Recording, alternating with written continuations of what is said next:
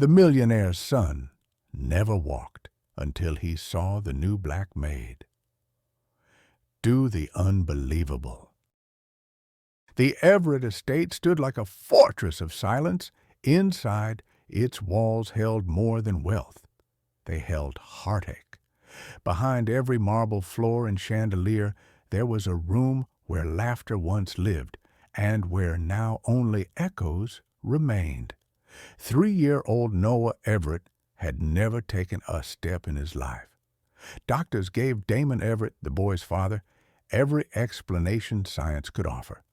Some said Noah's condition was psychological, others said physical. Damon, a powerful and sharp-suited millionaire, could move entire industries with a phone call, but not his own son's legs. Hope became a word too painful to say aloud. Nannies came and went. Therapists walked in with clipboards and out with defeated sighs. Damon stopped attending sessions. Noah stayed in his corner, frozen in time, staring blankly out the large bay window as if waiting for something no one else could see. Then one rainy Tuesday morning, Zara arrived. She wasn't dressed like the polished staff usually hired by Damon's estate. She wore a navy blue cotton dress and plain shoes. Her natural hair was tied back, and her skin glowed with a deep, quiet resilience. When the head housekeeper scowled, Zara only smiled and said, "I clean more than just floors." Damon didn't even meet her. She was assigned to low-priority areas, forgotten guest rooms, back staircases, the nursery wing where Noah sat each day alone. That's where she found him. No words, just a still little boy hugging a toy dog with one eye missing. Zara didn't try to introduce herself. She just sat on the floor across from him. Quiet, no expectations, no therapy jargon, just presence. She cleaned while humming low, rich melodies that filled the space like warm air. Noah didn't react. The next day, she came again, and again the next.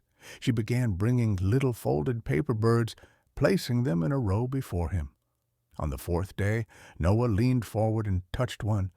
Zara whispered, "He chooses the red one." Brave choice. A flicker of a smile tugged at Noah's lips. No one saw this. Not the guards, not the cooks, not the cameras, just her. Over the days that followed, Zara began talking to him, not like he was sick, not like he was broken, but like he was just a boy who liked lions and clouds and stories about warriors who never gave up. Then came the moment. It was subtle.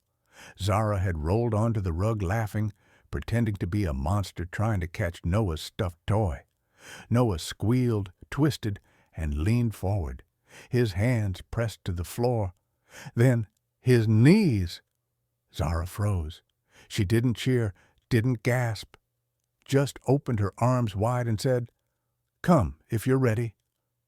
Noah looked unsure. Then he crawled. The hallway security footage caught none of it. But the nursery? It glowed with something that couldn't be filmed. Zara continued her visits. Every day, every moment built upon the last. She played with him, balanced him on her knees, gently massaged his legs, whispered to his feet like they were warriors waking from slumber. And Noah listened. His body listened. He began to stand, one shaky foot, then the next, and then he laughed, loud, clear, free. On that day, Zara did something bold. She lifted him up, sat back on the soft carpet, raised her legs, and let him sit balanced on her shins. His giggle filled the entire room. She clapped, he clapped, she leaned, he leaned. They played like the world didn't hurt. That was the moment Damon Everett walked in. Back early from a grueling meeting in the city, exhausted, still in his Navy suit, he hadn't expected anything more than silence. But what he heard stopped him cold. Laughter, his son's. He stepped into the doorway and saw the scene. Zara on the floor, holding his son in the air, smiling, alive, and Noah standing, balancing, laughing. Damon didn't speak. He couldn't. He just stared as something in his chest cracked wide open. Zara slowly lowered Noah as she noticed Damon's shadow stretch across the carpet. Her arms froze mid-air, and the smile on her lips faltered. Noah, still giggling, turned his head toward the doorway, his little eyes lighting up at the sight of his father. "Daddy!" he shouted joyfully. The sound struck Damon harder than any boardroom battle ever had. It had been so long since Noah had said that word with joy. He stepped in, almost afraid that if he blinked, this fragile miracle would disappear.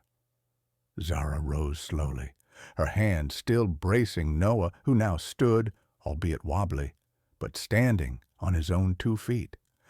Damon's eyes brimmed with disbelief. "How?" he whispered, more to himself than to her. Zara didn't answer right away. Instead, she looked at Noah and softly said, "Go to him." Noah's eyes widened. He looked at her, then at his father. He took 1 step, then another, and another. 3 steps. Damon dropped to his knees. When Noah finally fell into his arms, it wasn't just a reunion, it was resurrection. Tears streamed silently down Damon's face as he wrapped his arms around his son. He wasn't used to crying, but this wasn't weakness. It was release. It was healing. It was everything he thought he had lost. Zara stood to the side, silent, her hands trembling, not from fear, but from the overwhelming weight of the moment. She had never imagined this day would come like this, or that she would be the one to witness it first. Damon looked up at her. "What did you do?" he asked, voice still cracked with emotion. Zara swallowed. "I didn't do anything, sir. I just believed he could." "No doctors could get him to move," Damon said. "No therapists, no specialists.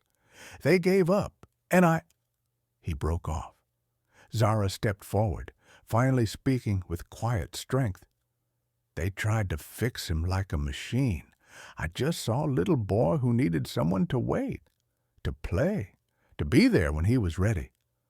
Silence fell. Noah tugged on his father's sleeve. "She made my feet brave." Damon let out a soft laugh, wiping his eyes. "Brave feet, huh?" Noah nodded proudly. For a long moment Damon just held his son. The mansion, once sterile, silent, aching, now rang with a peace he hadn't known in years. Later that evening, after Noah had fallen asleep curled against his pillow, Zara quietly packed up her cleaning things. She didn't expect to be asked to stay. In truth, she wondered if she had crossed a line, doing what no one else had dared. As she tiptoed down the marble hallway, a voice stopped her. "Zara." She turned. Damon stood there, tie undone, eyes tired but alive in a way they hadn't been for years. "Don't go." She froze. "Sir?" "I didn't just see my son walk today," he said. "I saw myself wake up. I saw what I lost, what I became. I didn't know how hollow I'd grown until today." Zara didn't respond, unsure where this was going. "I was going to fire you," he added bluntly, "a few weeks ago, because I thought you didn't belong here. You weren't polished. You weren't from one of those agencies. You didn't fit the image of the Everett household." He walked closer, eyes steady. "But you're the only one who saw my son for who he was, and in doing that, you helped me see myself." He paused, then spoke the words that changed both their lives. "I want you to stay, not as a maid, not as staff, but as someone who changed this house forever." Zara's eyes widened. I don't know what to say." "Say you'll stay," he replied. "Say you'll be a part of his life, because after today I can't imagine him growing without you in it." Zara looked down, overwhelmed. "If you're sure." "I'm certain." And in that moment, the mansion, once filled with marble silence, felt warmer, like a home again. Noah slept peacefully, his brave little feet resting beneath the blanket. In the hallway, Damon and Zara stood in the soft glow of a future neither of them had expected, but both finally believed in. And it all began not with a treatment plan or miracle cure, but with a woman who dared to sit on the floor, hum a lullaby, and wait. If you enjoyed this story, don't forget to give it a thumbs up and hit that subscribe button for more emotional, dramatic, and unexpected tales. And let us know in the comments, where in the world are you watching from? We love hearing from all of you. Until next time, stay kind, stay curious, and keep watching.